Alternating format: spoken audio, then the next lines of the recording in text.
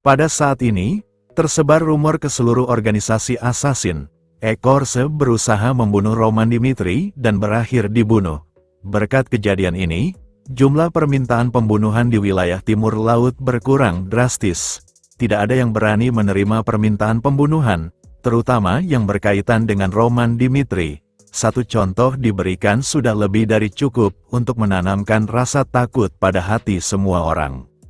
Terlihat, Kevin yang sedang duduk merenungkan hal tersebut pun berkata dalam hatinya, dengan mengatakan, bahkan Tuhan menyerang markas Ekorse seorang diri kali ini. Aku benar-benar tidak bisa melakukan apapun meski aku yang seharusnya melindungi Tuhan. Hampir semua orang berkata kalau kami berkembang dengan sangat pesat. Tapi bahkan dengan itu, kami tidak bisa memprediksi tindakan yang akan diambil Tuanku. Aku harus bertambah kuat untuk melawan orang-orang kuat yang berkuasa atas benua. Dan tak lama, terdengar suara Felix yang keluar dari sebuah ruangan dengan keris, yang mengatakan kalau dia dan anggota menara sihir Phoenix-nya telah mengembangkan lingkaran sihir untuk meningkatkan mana concentration di area tertentu. Dan meski itu belum sempurna, Felix berkata kalau setidaknya mereka bisa menyelesaikan masalah jangkauannya dalam 6 bulan. Ditambah, Felix juga berkata kalau lingkaran sihir tersebut bukan hanya bekerja untuk meningkatkan kekuatan sihir, melainkan juga bisa digunakan untuk latihan para ksatria aura. Kevin yang mendengar hal tersebut dan berkata kepada ksatria Roman yang lain seperti Henderson, McBurney, Vulcan dan Puki, mereka yang ingin mendapatkan kekuatan yang bisa membuat mereka lebih kuat untuk bisa melindungi tuannya. Mereka pun datang menghampiri Felix untuk memperbolehkan mereka berlatih di lingkaran sihir yang Felix kembangkan. Namun, meski Felix berkali-kali berkata kepada mereka kalau keamanan dari lingkaran sihirnya masih belum teruji, Kevin dengan tegas berkata kepada Felix, meski mereka tahu dengan hal tersebut, yang terpenting bagi mereka adalah bisa membantu tuannya di masa depan. Soalnya, musuh yang harus mereka lawan nanti adalah kekaisaran yang menjadi negara terkuat selama ratusan tahun, dan Felix yang melihat keteguhan hati dari Kevin, akhirnya dia pun luluh dan memperbolehkan mereka berlatih di lingkaran sihir yang ia kembangkan. Namun terlepas dari itu, Felix berkata kalau keamanan tetap menjadi prioritas yang harus dilakukan. Karena kalau Kevin dan yang lainnya sampai lumpuh ketika melakukan pelatihan tersebut, Felix berkata kalau dia akan merasa sangat malu untuk menunjukkan mukanya kepada Roman Dimitri. 2 minggu kemudian, di daerah tambang, terjadi bencana keruntuhan di terowongan tersebut. Namun berkat air shield yang diterapkan di dalam terowongan tersebut, bencana tersebut tidak berdampak terlalu besar. Namun selepas dari itu, salah satu pekerja yang melihat sesuatu setelah kejadian tersebut, dia pun lalu memanggil Morgan untuk melihat apa yang ia lihat di depannya. Dan Morgan yang melihat itu pun terkejut, karena, dalam celah dari bebatuan yang ia lihat setelah kejadian keruntuhan tersebut, dia melihat sebuah pintu masuk yang dilindungi oleh perapalan sihir untuk mengunci pintu tersebut. Dan dia yang tak ingin mengambil resiko untuk mendekati tempat tersebut, dia pun mengajak temannya untuk melaporkan hal tersebut kepada Felix selaku dari pemimpin menara sihir Phoenix. Setelah beberapa saat, Felix yang mendapatkan laporan tersebut dan datang untuk memeriksa bersama Roman Dimitri. Setelah memeriksa pintu tersebut, Felix pun berkata, kalau pintu tersebut telah dialiri oleh sebuah sihir, dan kalau mereka membuka pintu tersebut dengan secara paksa, Felix berkata kalau pintu tersebut akan langsung meledak, dan karena hal tersebut, Felix pun berkata kalau dia akan menggunakan sihir penafsiran terlebih dahulu untuk membuka pintu tersebut secara aman. Setelah menggunakan sihir penafsiran tersebut, tak berselang lama pintu itu pun akhirnya terbuka. Namun tak diduga, sebuah benda pun melesat ke arah Roman, dan Roman yang melihat itu, dia pun dengan santainya hanya melihat benda tersebut sambil melindunginya dengan menggunakan teknik shield, yang ternyata, benda-benda tersebut adalah lesatan-lesatan anak panah yang aktif otomatis ketika pintu tersebut terbuka. Felix yang berpendapat kalau di tempat tersebut terdapat jebakan-jebakan yang sangat berbahaya, dia yang mendengar Roman berkata kalau dia akan memeriksa tempat tersebut terlebih dahulu. Dia pun berkata dengan tegas kepada Roman kalau itu sangat berbahaya, dan karena hal tersebut, Felix pun berkata kalau dia akan terlebih dahulu memeriksa lokasi jebakannya, agar Roman bisa melewati tempat tersebut dengan aman, tetapi, Roman berkata kalau itu tidak perlu. Karena, kalau memang ada orang di tempat tersebut, Roman berpendapat kalau mereka seharusnya sudah menyadari keberadaannya, dan kalau mereka terlalu mengulur-ngulur waktu, Roman berkata kalau itu akan menimbulkan resiko yang lebih besar. Kemudian, Roman sambil berjalan memasuki tempat tersebut, dia berkata kepada Felix untuk menunggunya saja di tempat tersebut. Setelah memasuki tempat tersebut, sambil berjalan mengikuti lorongnya, Roman pun berkata dalam hatinya, kalau jebakan yang ada di tempat tersebut seperti jebakan yang digunakan oleh klan Jaegal di kehidupannya yang lalu, dan ketika Roman menginjak lantai yang memicu jebakannya aktif, dinding yang berada di kedua sisi pun bergerak untuk menghimpitnya, dan belum terlepas dari itu, beberapa anak panah yang melesat dari arah depan pun langsung mengarah ke arah Roman Dimitri. Roman yang melihat jebakan-jebakan tersebut mengarah ke arahnya, dengan santainya dia pun mengeluarkan pedangnya sambil mengaktifkan teknik shield yang ia punya, sehingga jebakan-jebakan tersebut bisa dihalau dengan sangat mudah, dan tak berselang lama, terdengar suara seseorang yang menyuruh Roman untuk berhenti memasuki tempat tersebut, karena tempat tersebut, dia mengklaim tempat itu adalah milik mereka, dan kalau Roman tidak menghiraukan perkataannya, orang tersebut berkata kalau dia akan membunuh Roman Dimitri. Roman yang mendengar itu, sambil mengacungkan pedangnya dia pun memperkenalkan dirinya, kemudian dengan tegas, Roman berkata kalau Boundless Mountain di mana tempat tersebut berada, adalah wilayah kekuasaan keluarga Dimitri, kemudian, menyuruh mereka untuk keluar dan memperkenalkan diri mereka. Salah satu dari mereka yang tak terima dengan apa yang dikatakan oleh Roman, ketika dia ingin menyangkal hal tersebut, omongannya pun dipotong oleh Roman dengan dia yang berkata, kalau dia datang ke tempat tersebut hanya ingin bernegosiasi dengan mereka, dan karena Boundless Mountain berada di tanah Kairo serta sudah diberikan kepada keluarga Dimitri, tempat tersebut sudah semestinya berada di wewenang keluarga Dimitri, dan kalau mereka tidak ingin bekerja sama dengan keluarga Dimitri, Roman berkata kalau dia akan menganggap mereka sebagai musuh. Salah satu dari mereka pun lalu berjalan menghampiri Roman Dimitri sambil berkata untuk jangan memaksakan hukum manusia pada mereka, dan Roman yang melihatnya pun menyadari, kalau mereka ternyata adalah ras dari seorang dwarf. Dwarf tersebut sambil gemetaran pun berkata kepada Roman, kalau mereka sudah tinggal di tempat tersebut lebih dulu daripada Roman Dimitri, dan Roman yang melihat dwarf tersebut gemetaran ketakutan pun tak menyangka, kalau di bawah Boundless Mountain yang dikuasai oleh keluarga Dimitri, ternyata terdapat ras lain yang hidup di tempat tersebut. Kemudian, Roman berkata, kalau mungkin tempat tersebut adalah tempat mereka, tetapi karena tempat tersebut tercangkup ke dalam wilayah Dimitri, Roman berkata kalau dia harus memastikan mereka kalau mereka bukan ancaman untuk wilayah Dimitri.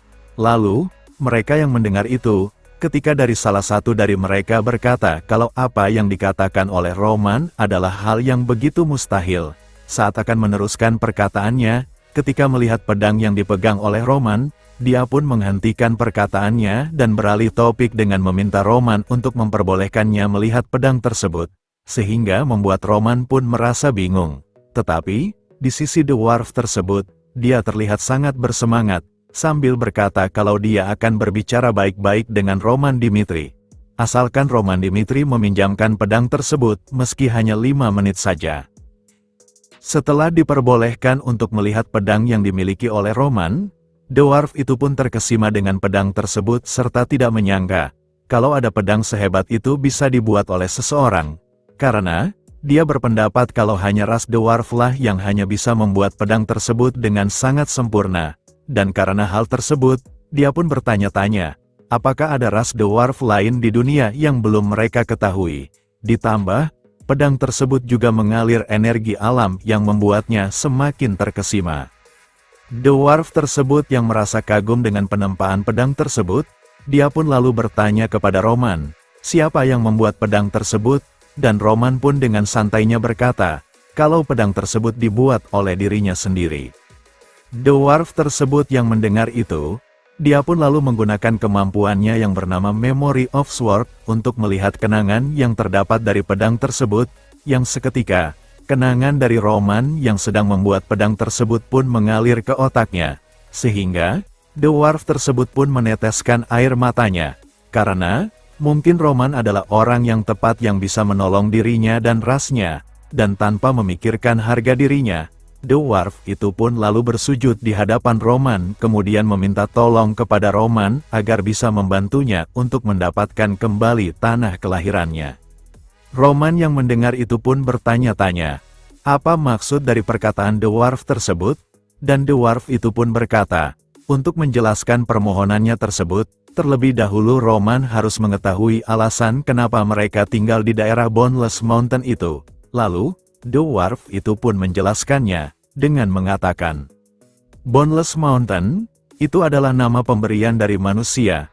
Pegunungan ini sebenarnya memiliki ujung, dan ujungnya adalah Akardi, tempat harmonis yang menjadi tempat tinggal dari berbagai ras. Kami berasal dari sana. Dahulu kala, terjadi badai salju yang melanda seluruh pegunungan dan membekukannya. Itu terjadi ketika dunia manusia belum terlalu berkembang. Bahkan pohon dunia yang menjadi dasaran dunia ini layu, dan kejadian ini awal dari bencana besar. Semua ras yang tinggal di Akardi mati satu persatu karena kelaparan dan kedinginan. Leluhur dwarf tidak punya pilihan selain meninggalkan tempat itu. Kemudian, karena Roman adalah orang yang tidak suka bertele-tele, setelah Roman mendengarkan sebagian cerita dari dwarf tersebut, Roman pun meminta kepada dwarf tersebut untuk langsung menjelaskan ke intinya saja, dan dwarf itu pun menjelaskannya kembali, dengan mengatakan, setelah meninggalkan tempat itu, kami memutuskan untuk tinggal di sini yang kalian sebut Boundless Mountain, dan beberapa dekade yang lalu, kami menemukan magma core di bawah tanah, itu sesuatu yang bahkan bisa membakar seluruh dunia. Tapi itu juga satu-satunya harapan untuk melelehkan pohon dunia yang membeku. Aku melihatmu mengendalikan api dengan bebas di dalam ingatan pedang itu. Mungkin pertemuan kita adalah kehendak dewa. Kumohon padamu, tolong ambilkan magma core. Kalau kau bersedia membantu kami, atas nama Brown Rock, sebagai pemimpin dwarf, aku akan mengabulkan apapun permintaanmu. Setelah mengetahui inti dari permasalahan yang dihadapi oleh dwarf tersebut, Roman pun merenung sejenak dengan berkata dalam hatinya, kalau meski sekarang dirinya adalah seseorang yang terlahir kembali sebagai Roman Dimitri, tapi dirinya bertemu banyak orang yang mirip kenalannya di kehidupannya yang lalu, dan karena hal tersebut, Roman pun bertanya-tanya, apakah hal tersebut hanyalah kebetulan semata, serta Dimitri yang dikenal sebagai keluarga penempa, dan Boundless Mountain yang berada di belakang wilayah Dimitri sama seperti di Myriad Great Mountain di Heavenly. Hal-hal tersebut seperti timpang tindih dengan kehidupannya yang lalu. Karena meski Roman melangkah di jalan yang berbeda dari kehidupan yang sebelumnya, pengalaman di kehidupannya yang lalu benar-benar membantunya, sehingga Roman pun bertanya-tanya, takdir apa yang akhirnya menuntunnya ke tempat tersebut. Lalu, Roman pun mengabulkan permintaan dari Brown Rock, selaku pemimpin dari para dwarf tersebut. Roman yang menyetujui permintaan dari dwarf tersebut, dia pun diantar oleh Brown Rock ke tempat inti bumi dari Boundless Mountain tersebut, untuk mengambil magma core yang ia minta, dan setelah mereka sampai di tempat tersebut, Brown Rock yang tidak bisa mengantar Roman lebih jauh karena tempat tersebut terlalu berbahaya bagi mereka. Dia pun lalu menunjukkan letak dari magma core kepada Roman, serta meminta Roman untuk berhati-hati, karena magma core tersebut sangatlah berbahaya bagi mereka. Roman dengan keyakinannya pun berkata kepada Brown Rock untuk jangan terlalu memikirkan hal tersebut. Kemudian, Roman lalu melompat ke tempat magma core itu berada, dan di dalam perjalanannya, Roman pun berkata dalam hatinya, kalau tidak peduli takdir apa yang menuntunnya ke tempat tersebut, Roman bertekad akan menjalaninya sesuai dengan keyakinannya, dan setelah melihat magma core yang ada di hadapannya, dia pun berpikiran, kalau magma core itu seperti matahari versi kecilnya, dan ketika Roman terus mendekati magma core tersebut, jubah yang ia pakai, serta kulit dari wajahnya pun mulai mengelupas karena panasnya dari magma core tersebut, dan Roman yang menyadari kalau hal tersebut sangatlah berbahaya untuk menangani panas dari magma core yang sudah melampaui panas dari api manapun. Satu-satunya yang bisa Roman lakukan adalah menyerap seluruh apinya tersebut. Dia pun lalu menggunakan teknik seni Divine Burning Flame untuk menyerap api dari magma core tersebut. Di saat proses itu sedang berlangsung, Roman yang mencoba meraih magma core tersebut pun bertanya-tanya, takdir apa yang akan ada di depannya, karena Roman meyakini, setiap takdir yang akan ia hadapi adalah sesuatu keputusan yang ia ambil. Dan itulah, hal sangat menantang dalam kehidupannya, dan tak berselang lama, ketika sedang menyerap api dari magma core tersebut, Roman pun mendengar suara yang berasal dari magma core tersebut dengan mengatakan kepada Roman, kalau Roman adalah anak manusia yang sudah diberkati api, dia pun meminta Roman untuk mengambilnya. Karena, takdir yang mereka miliki sudah terikat koneksi yang sangat kuat. Dan di sisi Roman, dia yang mendengar itu, dia pun berkata kepada magma core tersebut dengan mengatakan, kalau entah makhluk apa yang ada di depannya tersebut, jika memang dirinya ingin bersama-sama dengan Roman, Roman dengan tegas berkata kepadanya untuk patuh terhadap semua kehendaknya. Setelah berhasil menaklukkan magma core tersebut, Roman pun kembali ke tempat Brown Rock yang sedang menunggunya, kemudian memberikan magma core tersebut kepada Brown Rock untuk digunakan menolong tempat kelahirannya, dan di sisi Brown Rock, dia yang selalu didoktrin dengan perkataan dari leluhurnya, kalau ras manusia adalah ras yang sangat serakah yang tiada batas dalam hal apapun. Setelah melihat sesosok manusia yang berdiri di depannya sambil menyodorkan barang yang sangat berarti untuknya dan rasnya, dia pun merasa kagum, karena Roman berbeda dengan apa yang dikatakan oleh leluhurnya tersebut. Dan karena hal tersebut, setelah mengambil magma core tersebut, sambil menundukkan kepalanya dan diikuti oleh para dwarf yang lain, Brown Rock, selaku pemimpin dari ras dwarf, dia pun bersumpah setia kepada Roman Dimitri, dan Roman yang mendengar itu, dia pun menyambut Brown Rock dan ras dwarf untuk bekerja sama di kemudian hari, serta berkata kalau keluarga Dimitri tidak akan bermusuhan dengan Brown Rock dan rasnya, dan tanpa mereka sadari, Roman Dimitri berhasil menyerap sebagian dari api magma core tersebut dan menyimpannya di inti dantiannya untuk ia gunakan di kemudian hari.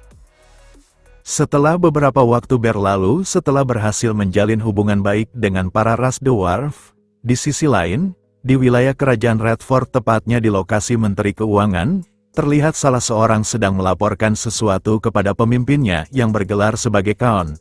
Kalau mereka tidak bisa melunasi hutang mereka kepada kepala pihak Golden Bank, maka pihak dari Golden Bank akan mengirimkan debt collector ke pihak mereka. Dan kalau mereka tidak bisa memecahkan masalah tersebut, pria tersebut berkata kalau wilayah Redford akan benar-benar bangkrut. Pimpinannya yang diketahui dia bermarga Rondon pun bertanya kepada bawahannya tersebut, apakah tidak ada ruang sama sekali untuk melakukan negosiasi terhadap pihak Golden Bank?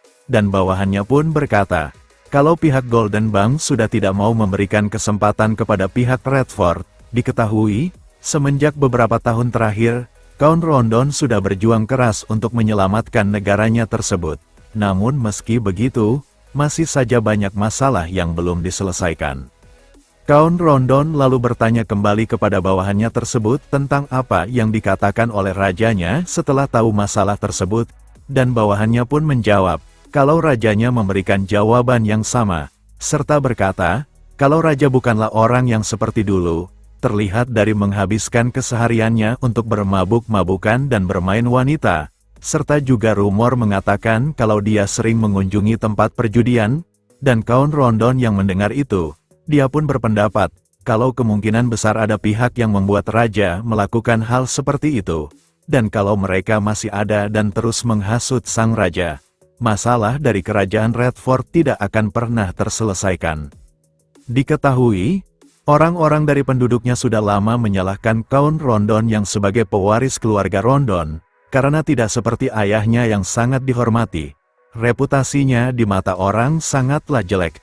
Sementara itu, Count Rondon yang mencoba untuk menyelesaikan masalah tersebut, dia pun meminta bawahannya untuk membawakan daftar fraksi yang bisa membantu mereka, agar bisa membantu permasalahan mereka dengan utang yang mereka miliki kepada Golden Bank.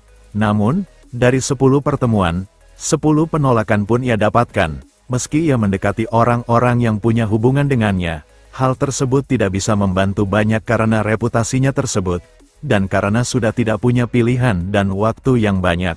Akhirnya kaum Rondon pun datang ke wilayah Dimitri yang baru saja didirikan sebagai wilayah kedaulatan.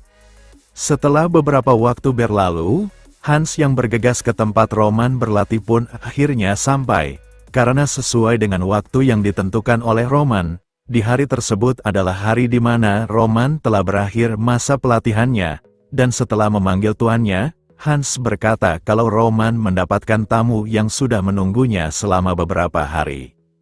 Tak lama, Roman pun keluar dari tempat pelatihannya, dan di sisi Hans, dia yang melihat Roman pun berkata dalam hatinya, kalau Roman sudah tampak terlihat berbeda, kemudian bertanya tentang pelatihannya, dan Roman pun menjawab, kalau latihannya berjalan dengan sangat lancar, karena berkat Hans, yang tidak membiarkan siapapun mengganggunya dalam pelatihannya tersebut.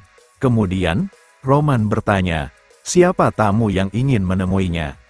Setelah beberapa saat dan bertemu tamunya yang ternyata itu adalah Count Rondon, di sisi Count Rondon, dia yang bertemu dengan Roman pun lalu memberikan salam dan memperkenalkan dirinya, dan di sisi Roman, setelah mempersilahkan Count Rondon untuk duduk, Roman pun teringat dengan hal yang ia temukan di saat ia sedang memusnahkan organisasi Ekorse, karena dalam daftar orang yang akan menjadi target pembunuhan, terdapat nama dari Count Rondon dari salah satu target mereka. Setelah mereka saling menyapa satu sama lain, Count Rondon pun langsung berbicara ke inti permasalahan yang dialami oleh wilayahnya, dengan dia yang berkata, maaf karena meminta ini darimu di pertemuan pertama kita, tapi apa kau bisa meminjamkan 100.000 gold kepadaku? Kalau kami tidak bisa membayar utang Golden Bank, maka Redford akan bangkrut. Kau pasti tahu seberapa pentingnya Redford di dunia ini. Kalau Redford jatuh, maka Kingdom Aliansi akan kehilangan pilar strategis untuk menangkal Kronos Empire. Jadi, mohon bantu kami. Tanpa bantuan negara lain, Redford tidak akan bisa bertahan lama.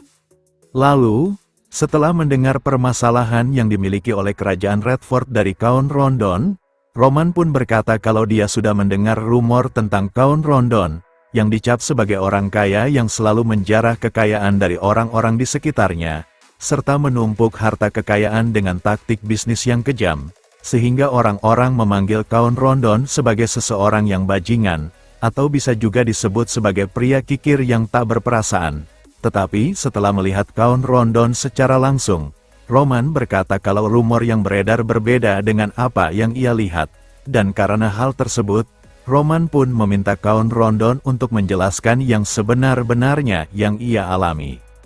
Di sisi Count Rondon, dia sambil merunduk pun lalu menjelaskan apa yang ia alami, dengan dia yang berkata, aku diawasi.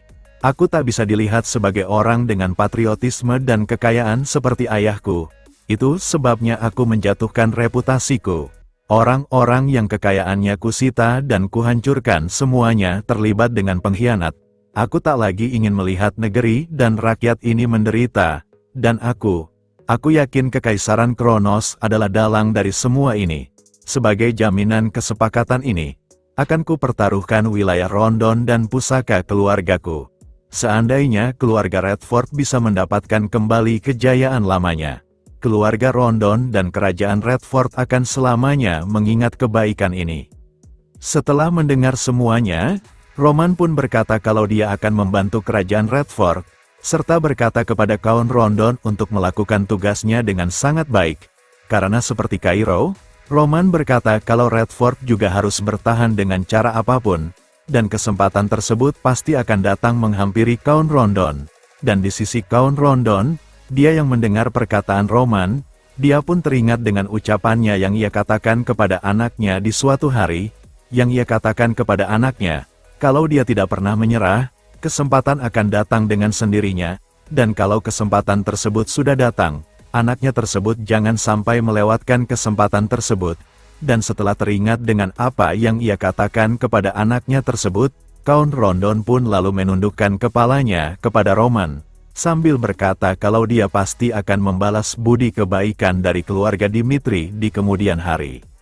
Setelah beberapa waktu berlalu setelah pertemuan Roman dan kaum Rondon, di kalangan para penduduk di seluruh benua Salamander, telah beredar rumor tentang festival yang menghormati jiwa-jiwa warrior Valhalla pun akan segera diadakan. Dan Barbossa dari 12 Sword yang mengikuti festival tersebut telah memilih Roman Dimitri sebagai lawan yang akan ia lawan, yang itu akan menjadi pertama kalinya muncul pesaing dari peringkat teratas yang bukan dari kekaisaran. Namun, setelah beberapa waktu berlalu, kabar Roman yang menolak undangan tersebut pun menyebar dengan sangat cepat di kalangan para penduduk, sehingga membuat mereka berpikiran, kalau Roman Dimitri pasti ciut ketakutan, karena dibandingkan dengan Butler, Nicholas dan Gustavo yang merupakan pesaing kelas benua, sudah jelas berperingkat rendah dari Barbossa, dan karena hal tersebut, para penduduk yang meyakini kalau Barbossa takkan kalah meski harus melawan mereka bersamaan. Para penduduk berkata kalau Roman bukanlah lawan yang sepadan dengan warrior Barbossa, dan di sisi Roman Dimitri, sambil memegang surat undangan dari Barbossa, dia yang akhirnya menyadari kalau Valhalla sudah bergerak dengan lebih terang-terangan. Dia pun berkata kalau dia harus merespon yang sepantasnya atas tindakan mereka. Setelah diumumkannya siapa saja yang akan pergi ke wilayah Valhalla, Kevin yang tak tercantum namanya dalam ekspedisi ke wilayah Valhalla pun protes kepada Roman alasan kenapa dia tidak bisa ikut. Dan Roman pun menjelaskan, kalau bahaya di misi tersebut tak sekedar untuk dirinya sendiri. Karena tanpa kehadirannya, wilayah Dimitri menjadi sangatlah rentan. Dan karena hal tersebut, Roman berkata kalau orang yang paling ia percaya harus ada di wilayah Dimitri. Dan karena itu, Roman berkata kalau orang yang paling tepat dalam tugas tersebut adalah Kevin, dan Kevin, ia yang mendengar perkataan Roman kalau ia adalah orang kepercayaan Roman yang ditugaskan untuk melindungi wilayah Dimitri bukannya Chris. Dia yang merasa senang pun akhirnya menerima tugas tersebut, dan di sisi Roman, dia sambil melihat keluar balkon, dia pun berkata dalam hatinya, kalau di detik tersebut, dirinya harus memenangkan pertempuran yang terasa mustahil tersebut. Dan karena itu, untuk 12 Sword Kekaisaran, Roman berkata kalau dia harus menunjukkan kalau mereka 12 Sword bukanlah kelompok yang tak terkalahkan. Dan karena sebab itu, Roman berkata kalau dia akan pergi ke wilayah Valhalla untuk menunjukkan hal tersebut. Keesokan harinya, kaum Rondon yang akan kembali ke wilayahnya pun diantar oleh Roman Dimitri. Dan di dalam perjalanannya tersebut, Roman bertanya, meski mempunyai banyak cara untuk melindungi negaranya, kenapa kaum Rondon tidak mengungkapkan saja kebenarannya?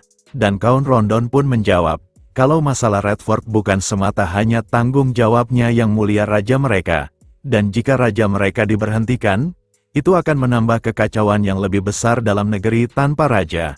Dan karena hal tersebut, kaum Rondon lebih memilih menahan kritikan-kritikan pedas dari orang-orang di wilayahnya. Dan sebelum sampai mereka mengamankan pondasi untuk ketahanan Redford, kaum Rondon akan terus berkorban demi negaranya tersebut.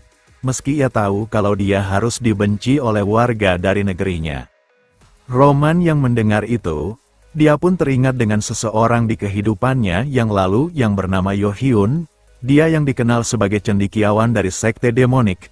Roman menganggap dirinya adalah orang yang sangat unik, karena Yohyun percaya bahwa manusia terlahir dengan sifat yang baik, dan meski Yohyun pewaris dari keluarga yang bermartabat tinggi, Yohyun tidak bernafsu akan kekuasaan, dan karena mungkin dia menjalani hidup yang sangat berbeda dengan Baek Jong-hyuk, mereka berdua saling tertarik dan sering menghabiskan waktu mereka bersama. Di waktu tersebut, ketika mereka sedang bermain permainan tradisional dari negara Jepang yang bernama Gomoku, di waktu tersebut, Roman atau Baek Jong-hyuk berkata kepada Yohyun dengan dia yang mengatakan, ku dengar kau dulu biasanya pergi ke lingkungan kumuh untuk membantu orang-orang. Kau mungkin bertindak karena niat baik, tapi karena tindakanmu itu, orang-orang akan senantiasa menunggumu, dan jika kau tidak menampakkan diri lagi, mereka akan marah dan benci. Sudah menjadi sifat manusia, mengharapkan dua hal ketika diberikan hanya satu. Sama saja, baik mereka miskin maupun kaya. Lalu, Yohyun pun membalas perkataan Baek Jong-hyuk dengan berkata, kalau mungkin, omongan yang Baek Jong-hyuk katakan ada benarnya, yang mungkin bisa membuat orang-orang membencinya. Tapi meski begitu, Yo-hyun berkata kalau ia melakukan hal tersebut semata-mata karena hatinya ingin melakukan hal tersebut. Kemudian, Yo-hyun berkata kembali kepada Baek Jong-hyuk, jika ada seseorang seperti Baek Jong-hyuk di dunia mereka yang dikenal sebagai seseorang yang sangat kejam, bukankah harus ada seseorang seperti dirinya untuk menjaga keseimbangan dunia tersebut? Dan Baek Jong-hyuk, dia yang mendengar itu, dia pun tersenyum, karena meski jalan mereka berbeda, Baek Jong-hyuk sangat menghargai Yo-hyun dengan kepribadiannya tersebut. Namun setelah 1 tahun berlalu, Yo-hyun ditemukan tewas tanpa busana di lingkungan kumuh. Dan di hari itu juga, Baek Jong-hyuk menggulingkan seluruh distrik kumuh. Dan hanya setelah menyebabkan kematian begitu banyak orang, Baek Jong-hyuk berhasil menemukan siapa yang membunuh Yo-hyun. Diketahui, pria yang membunuh Yo-hyun adalah seseorang yang begitu menginginkan pakaian bagus yang dimiliki oleh Yo-hyun. Dan meski dia meminta pengampunan kepada Baek Jong-hyuk karena tindakannya yang mengakibatkan Yo-hyun harus kehilangan nyawanya, Baek Jong-hyuk tanpa ampun langsung memenggal kepalanya, sambil berkata dalam hatinya, kalau miskin maupun kaya, manusia tetaplah manusia, dan jika kalian terus memasrahkan diri kalian menjadi tumbal, kalian nantinya akan mendapatkan konsekuensinya. Nah, di sini kita bisa belajar dari perkataan Baek Jong-hyuk ya teman-teman. Kalau jadi orang, jangan terlalu baik, karena hal tersebut bisa dimanfaatkan oleh orang-orang di sekitar kalian, meski itu tidak semua orang ya. Tapi, kalian harus peka dalam menilai, apakah orang yang di sekitar kalian itu tulus, atau hanya sekedar memanfaatkan kalian saja. Oke. Kita kembali ke cerita. Setelah Roman sampai mengantar kaum Rondon ke tempat kereta kuda yang akan mengantarnya kembali ke wilayah Redford, setelah kaum Rondon berterima kasih sambil menundukkan kepalanya kepada Roman, dia yang terlihat berseri karena senang mendapatkan bantuan dari Roman yang bisa menyelamatkan wilayahnya. Dia pun berkata kepada Roman kalau dia sudah tidak sabar ingin segera mungkin kembali ke wilayah Redford. Kemudian, setelah berjabat tangan, kaum Rondon pun meninggalkan wilayah Dimitri. Setelah beberapa waktu berlalu, hari pun sudah berganti malam, dan kaum Rondon pun akhirnya sampai ke wilayah Redford. Di pusat kota Redford, ketika kaum Rondon melihat peti yang berisikan koin emas dari pinjaman yang dipinjamkan oleh Roman Dimitri, kaum Rondon pun teringat dengan perkataan Roman sebelum perpisahan mereka. Dengan Roman yang berkata kepada kaum Rondon untuk berhati-hati. Karena pada saat orang-orang seketika percaya bahwa keluarga Rondon dan kerajaan Redford sudah tidak kuat, Roman berkata kalau tidak mengejutkan lagi jika sesuatu hal yang tak mungkin terjadi akan terjadi. Karena, hal seperti mengorbankan diri tidak selalu akan membalaskan jasa-jasa. Di saat kaum Rondon berandai-andai jika Roman terlahir dari wilayah Redford, wilayah mereka pasti akan menjadi lebih baik. Namun tak berselang lama, kereta kuda yang ia tunggangi pun berhenti mendadak, dan terlihat, para penduduk pun sudah berhasil mengepung mereka. Tapi yang anehnya di sini, para penduduk yang berhasil mengepung kereta kuda yang kaum Rondon gunakan, mereka sudah tahu kalau di dalam kereta kuda tersebut terdapat koin emas yang dibawa oleh kaum Rondon, dan beberapa ksatria dari kaum Rondon, mereka yang mencoba melindungi kaum Rondon beserta kereta kudanya. Salah satu dari mereka pun merasa aneh. Kenapa para penduduk tersebut bisa datang dan berbuat seperti itu?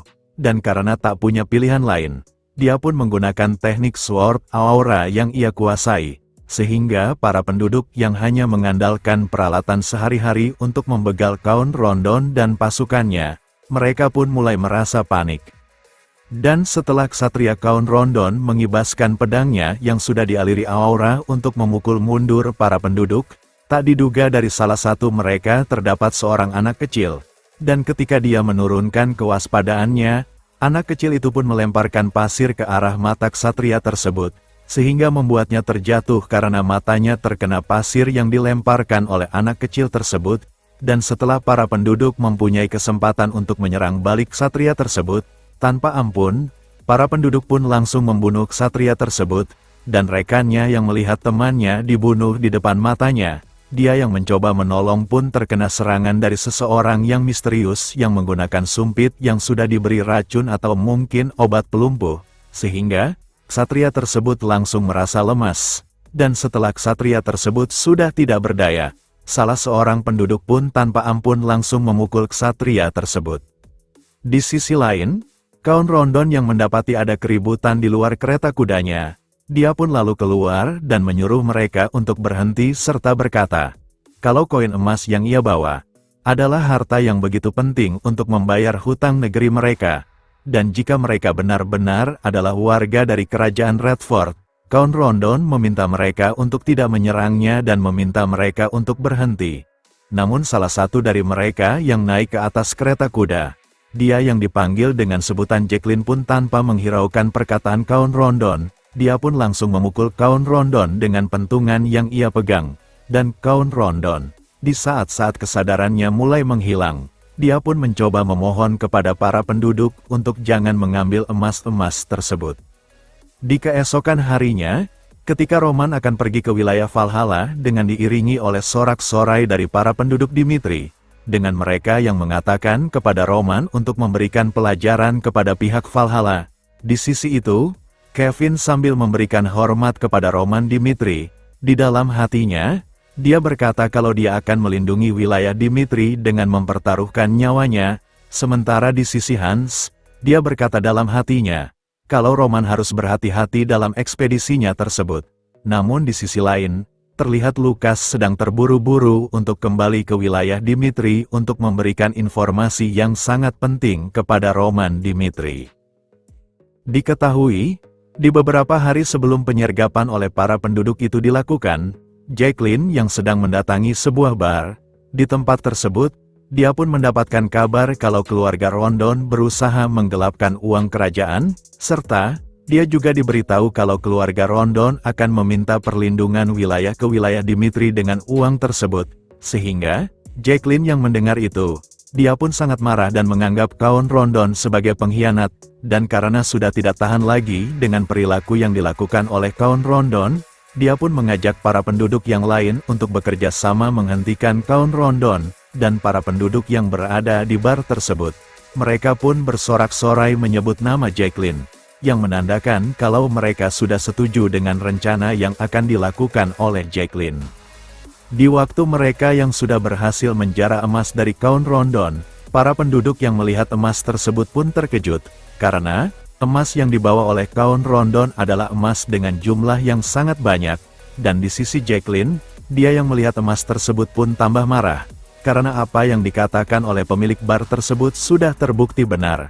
Kemudian, Jacqueline lalu memanggil para penduduk yang ada di wilayah tersebut dan berkata, kalau dia akan membagikan emas yang ia dapatkan dari Kaun Rondon yang ia anggap sebagai pengkhianat, dan hal tersebut membuatnya serasa menjadi sebagai pahlawan yang merampas uang dari orang jahat, serta meyakini kalau tindakannya itu hanya mengembalikan koin emas kepada orang yang semestinya menerima itu.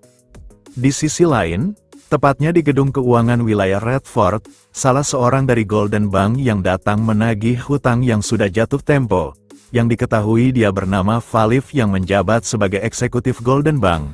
Dia pun berkata kepada bawahannya Kaun Rondon, kalau meski Golden Bank yang sudah memberikan peringatan kepada kerajaan Redford tentang perihal hutang, bisa-bisanya pihak dari kerajaan Redford belum membayar hutang tersebut dengan tepat waktu, dan bawahan Kaun Rondon, dia yang mendengar itu, dia pun hanya bisa meminta maaf, serta berkata kalau Kaun Rondon bukanlah orang yang akan melanggar janjinya, dan karena hal tersebut, bawahannya tersebut meyakini, kalau telah terjadi sesuatu kepada Kaun Rondon.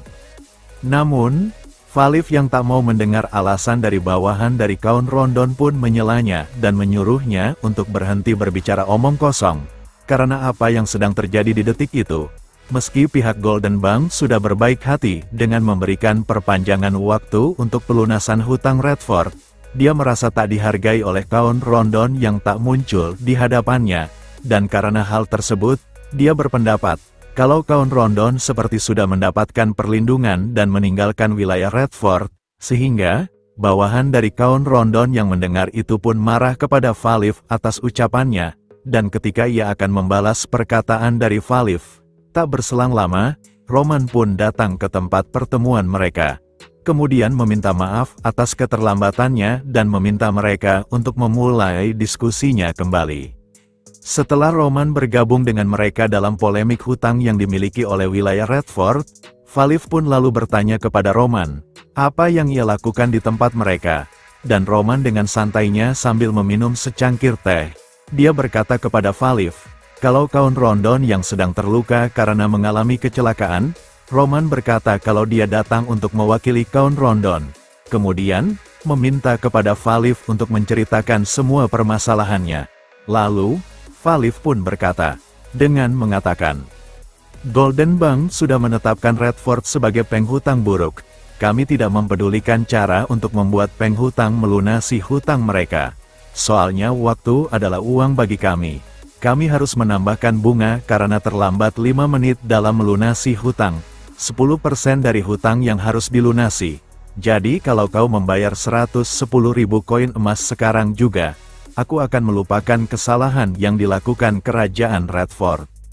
Di sisi bawahan dari Count Rondon, dia yang terkejut dengan keadaan dari Count Rondon, dia pun dikejutkan kembali oleh angka dari hutang yang harus mereka lunasi, dan di sisi Roman Dimitri, dia yang mendengar itu, dia pun lalu bertanya, apakah satu-satunya cara menyelesaikan masalah tersebut hanya dengan membayar 110.000 emas? Dan Valif pun menjawab, kalau pihak mereka tidak punya urusan untuk mempedulikan situasi penghutang, karena tugas mereka hanya mengurus waktu pelunasan yang dijanjikan saja, serta bunga tambahan atas keterlambatan dari waktu yang sudah ditentukan.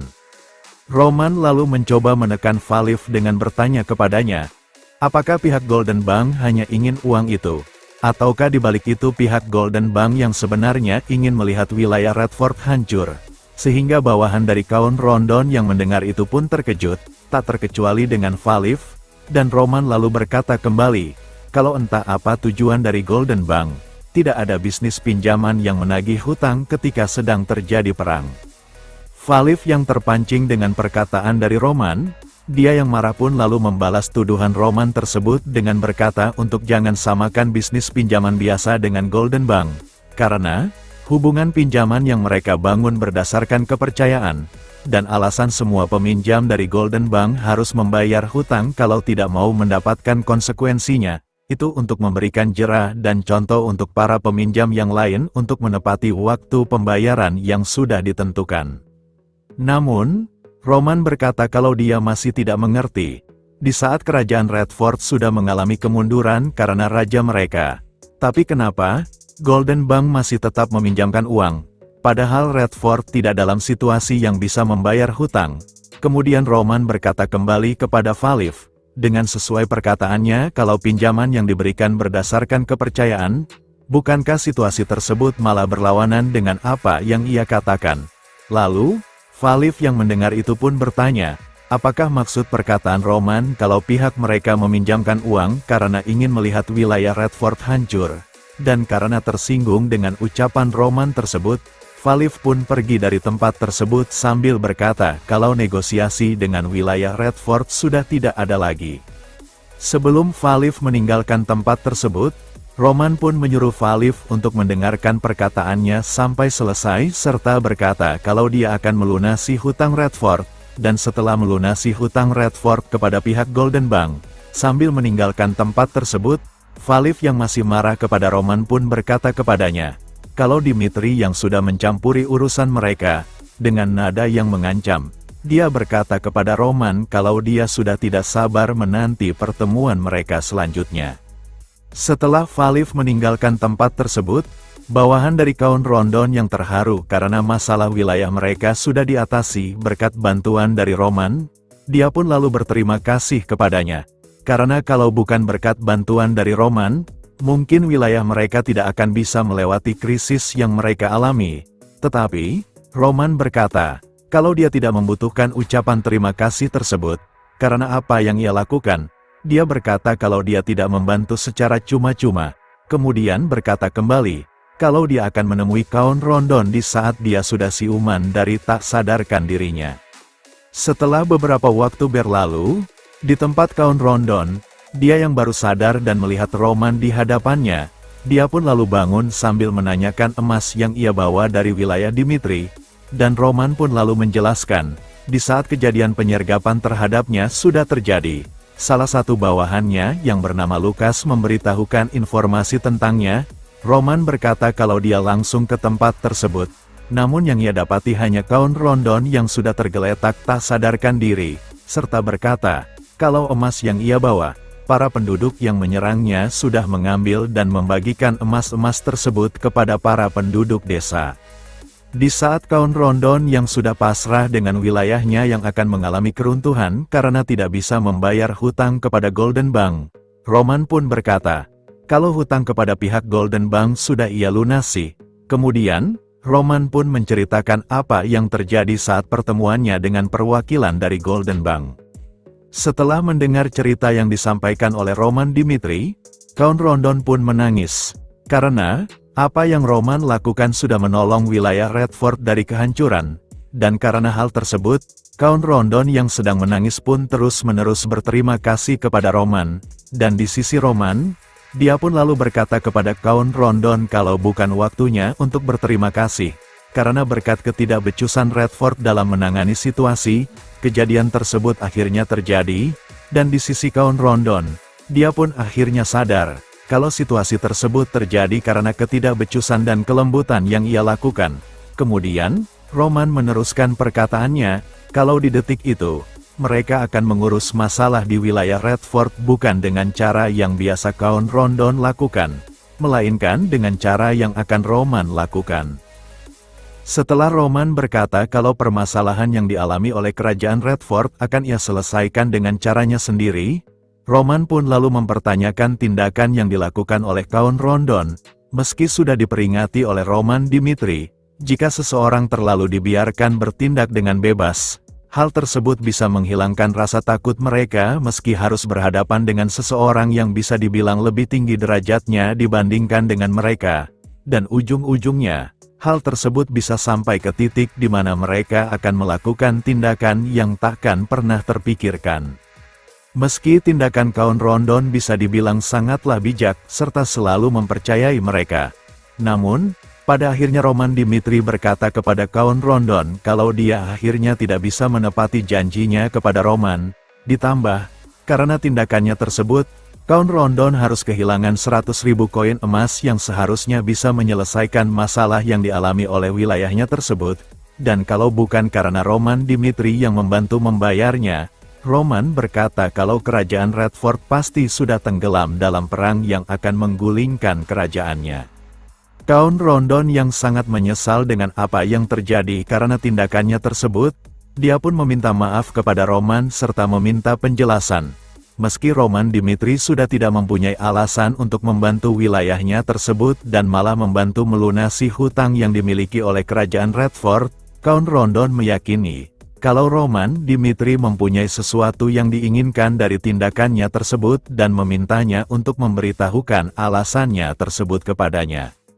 Roman pun lalu berkata, kalau perjanjian Dimitri dengan Redford masihlah sama, dengan Roman yang meminta 210.000 koin emas tanpa batas waktu yang harus dilunasi oleh pihak kerajaan Redford yang sesuai dengan apa yang dikeluarkan oleh pihak Roman Dimitri, serta Roman berkata kembali, kalau dia akan memberitahukan ke semua orang tentang apa yang dilakukan oleh kaum Rondon, agar mereka tahu, kalau kaum Rondon bukanlah seorang pengkhianat, dan setelah itu berjalan dengan baik, dengan posisinya sebagai kaum. Roman meminta kaum Rondon untuk menggulingkan tahta kerajaan dari wilayahnya tersebut. Setelah beberapa waktu berlalu, di tempat lain di kedai yang sering didatangi oleh Jacqueline, tepatnya di Tavern of Hope, nama dari kedai tersebut, Jacqueline dan para penduduk pun merayakan pesta perayaan tentang perihal mereka berhasil merampas koin emas dari kaum Rondon, dan di waktu tersebut, Jacqueline pun bertanya kepada seseorang yang ada di sampingnya tentang keberadaan pemilik kedai tersebut, dan temannya pun berkata untuk tak usah memikirkan hal tersebut, karena sebelum pemilik kedai pergi ke suatu tempat, pria itu berkata kepada Jacqueline kalau mereka boleh meminum minuman yang ada di kedai tersebut dengan sepuasnya, dan menyuruh Jacqueline untuk menikmati situasi yang membahagiakan tersebut. Salah satu temannya yang lain yang terlihat sedang mabuk, dia pun membicarakan tentang perihal ksatria kaum Rondon yang mereka kalahkan di beberapa waktu yang lalu kepada Jacqueline, kalau mereka bekerja sama, Meski melawan ksatria aura, dia beranggapan mereka akan dengan mudah mengalahkan ksatria tersebut, dan dengan sombongnya, meski istana mengirimkan pasukan ksatria aura, mereka beranggapan kalau mereka akan bisa mengalahkan pasukan tersebut dengan saling bekerja sama. Tak berselang lama, pintu masuk kedai tersebut terbuka dengan sangat keras, dan ternyata, yang datang ke kedai tersebut adalah Chris dan pasukan dari Roman Dimitri, sambil memberikan perintah kepada pasukannya tersebut untuk mencari dan menyeret orang yang bernama Jacqueline, sehingga Jacqueline yang mendengar itu pun bertanya-tanya, kenapa mereka mencarinya, dan para penduduk yang mendengar itu, mereka pun menyiapkan senjata mereka untuk bertarung melawan Chris dan pasukannya. Salah satu dari mereka yang mencoba menyerang Chris dari sisi kanan, dia pun tanpa basa-basi langsung melancarkan serangannya, dan Chris yang melihat itu, dengan santainya, dia menebas pria tersebut sampai memenggal kepalanya, sehingga membuat salah satu perempuan yang ada di dalam kedai tersebut yang melihat itu pun berteriak histeris, dan salah satu dari mereka, yang melihat teknik dari Chris pun menyadari, kalau orang-orang yang berada di depannya bukanlah orang-orang dari wilayah Redford. Di sisi Chris, setelah memasukkan pedangnya kembali sambil berjalan ke arah Jacqueline, dia berkata kalau siapapun yang menghalanginya dalam misinya yang ia emban. Chris berkata kalau dia akan langsung mengeksekusi siapapun yang menghalanginya, dan setelah berhadapan dengan Jacqueline, Chris pun bertanya, apakah orang yang ada di hadapannya tersebut adalah orang yang ia cari, dan setelah membenarkan hal tersebut, saat Jacqueline akan melanjutkan perkataannya, Chris pun tanpa basa-basi langsung menjatuhkannya dan menyeretnya dengan cara mencengkram rambut kepalanya.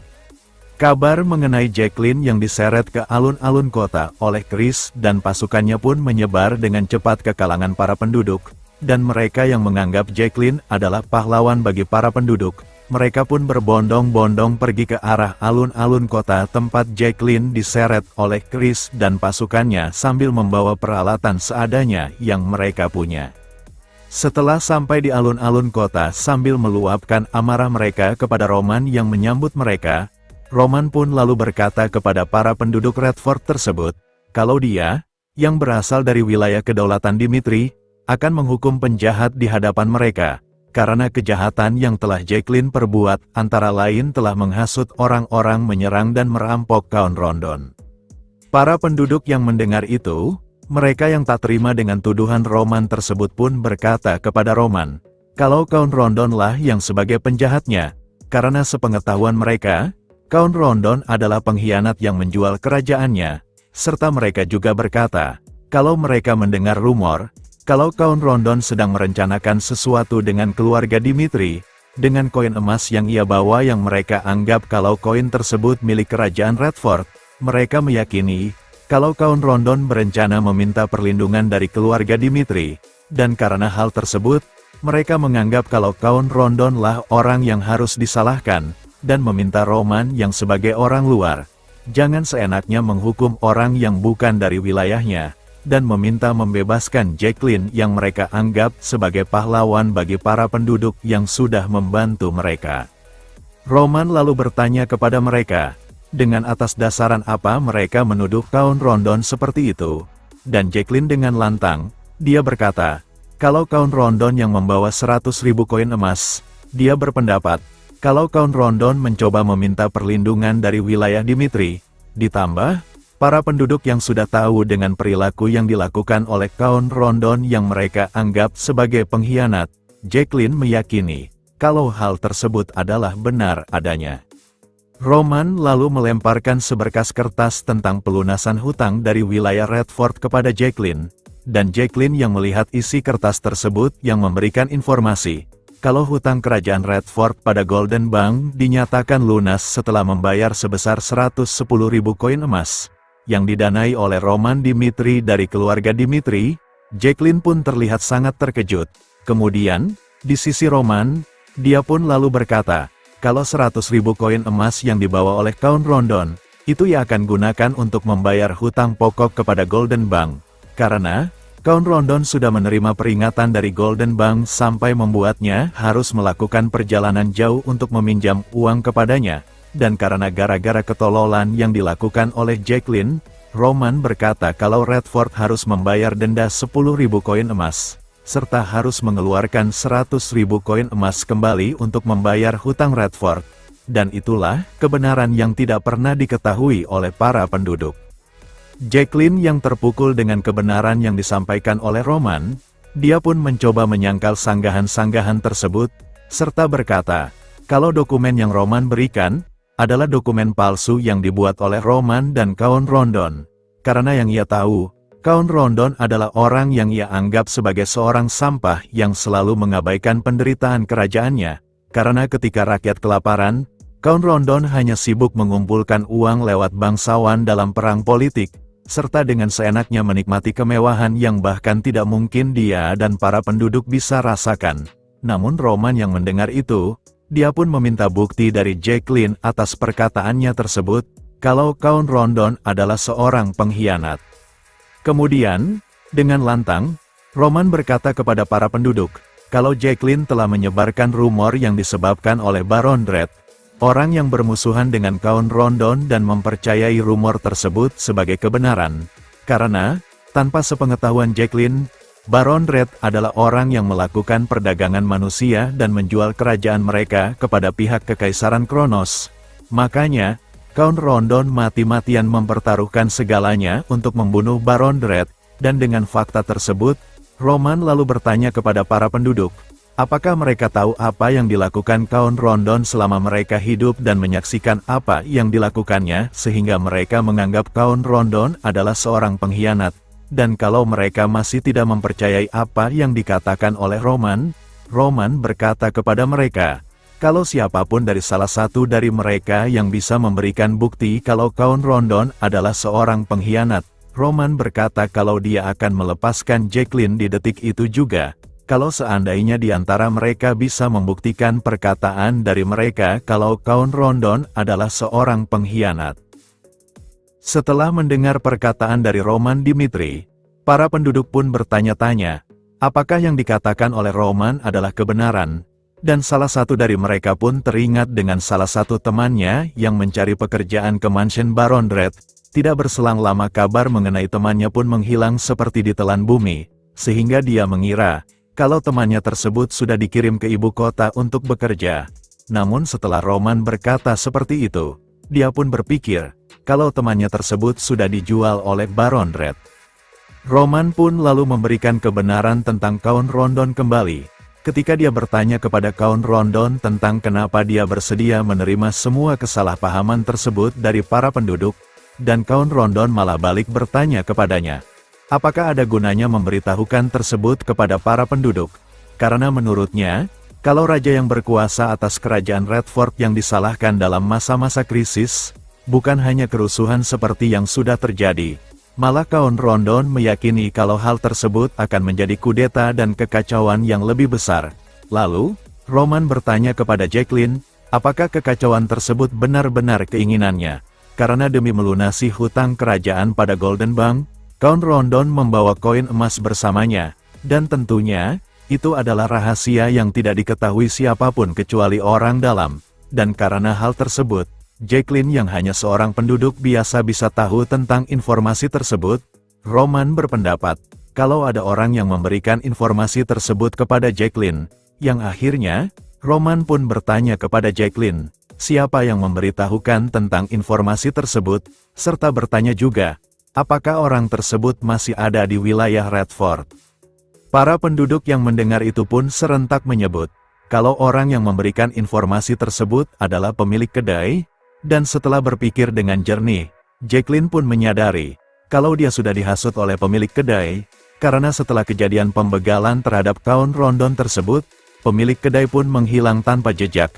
Lalu, Roman berkata kembali kepada Jacqueline, apakah dirinya tidak berpikir ada yang aneh dengan kesatria Aura yang mereka bunuh bisa selemah itu, meski dirinya bisa berkesempatan untuk melihat kebenarannya.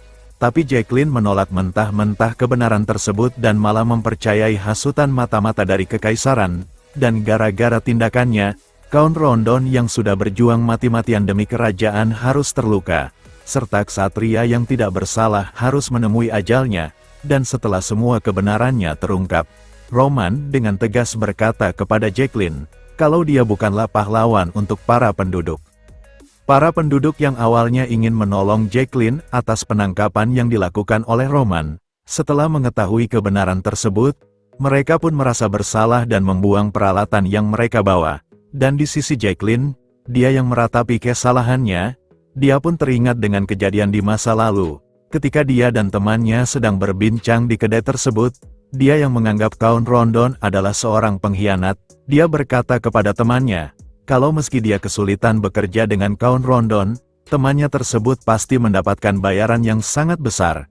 Namun temannya tersebut berkata kepada Jacqueline, kalau Count Rondon bukanlah orang yang jahat seperti rumor yang sudah beredar. Dan meski dia ingin memberitahukan kebenarannya, temannya tersebut berkata kalau dia tidak bisa mengatakan hal tersebut, dan meminta Jacqueline untuk tidak terlalu membenci Count Rondon. Namun, Jacqueline yang mendengar itu, dia malah menuduh temannya tersebut sudah dicuci otak oleh Count Rondon. Setelah mengakui kesalahannya, Jacqueline, dengan terbata-bata meminta maaf kepada Roman, serta bertanya, apa yang harus ia lakukan untuk menebus kesalahannya tersebut. Meski dirinya tahu kebenarannya, situasi yang ia hadapi membuatnya sulit untuk menerima kenyataan tersebut. Dan kemudian, Roman dengan tegas, dia berkata kepada Jacqueline dengan mengatakan, Jacqueline, tidak seharusnya kau mengambil koin emas dan membagikannya pada orang-orang layaknya pahlawan. Kau harus berhati-hati dalam mengambil tindakan. Namun, nasi sudah menjadi bubur.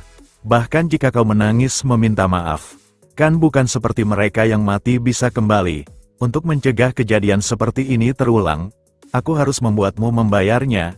Dengarkan, penduduk Redford, ingat baik-baik hari ini, Jacqueline bukanlah pahlawan Redford. Dia tetap menjadi penyelamat kalian, penyelamat yang akan menerima kematian atas kesalahannya.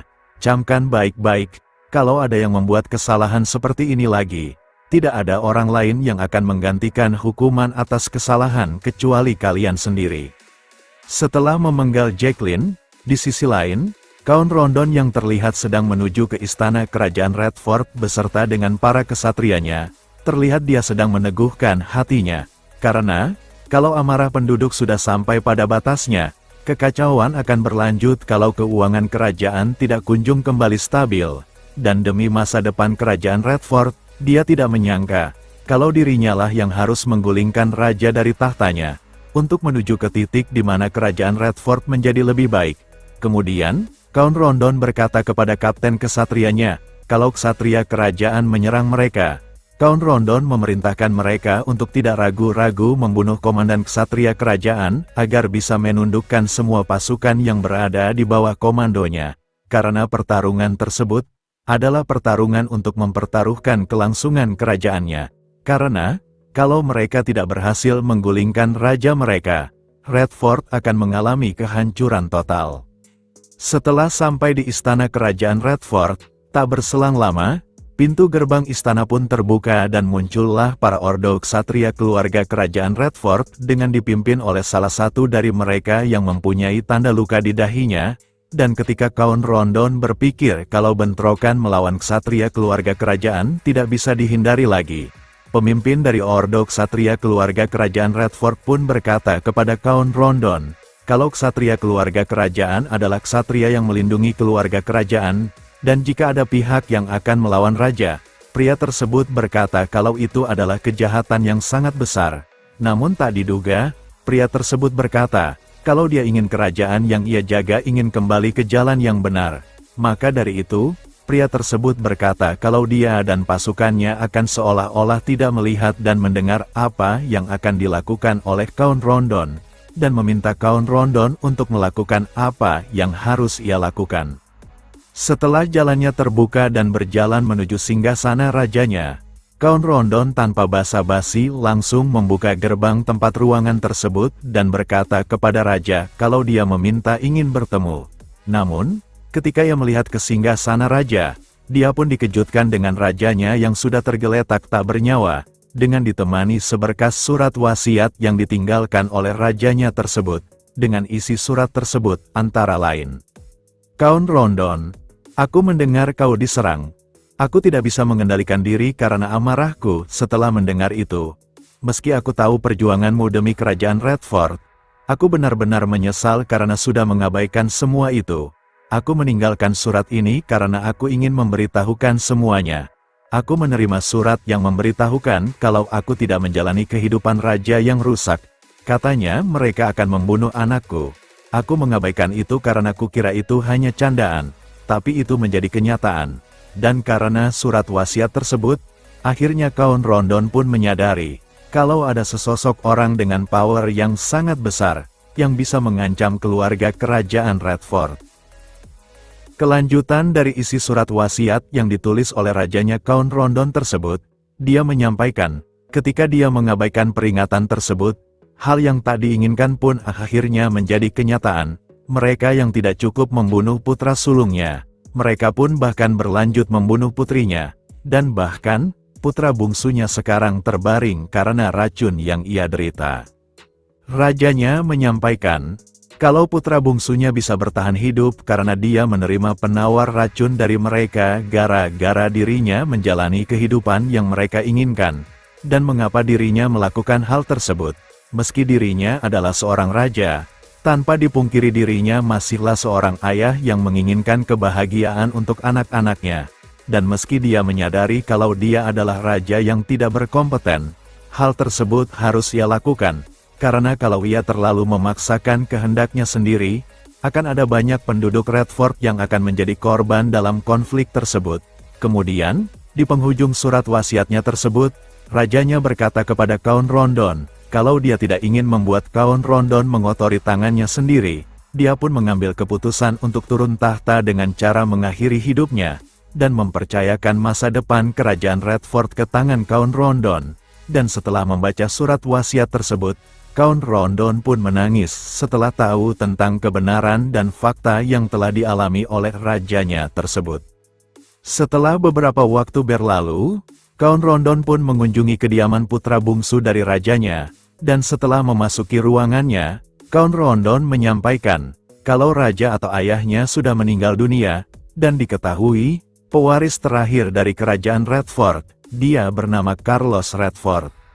Count Rondon yang melihat ekspresi Carlos Redford biasa-biasa saja setelah mengetahui kematian ayahnya, dia pun bertanya kepada Carlos, apakah dia sudah tahu tentang hal tersebut, dan Carlos pun berkata, kalau semua kejadian yang menimpa Redford selama beberapa waktu ke belakang, tidak mungkin itu terjadi begitu saja tanpa rencana orang luar.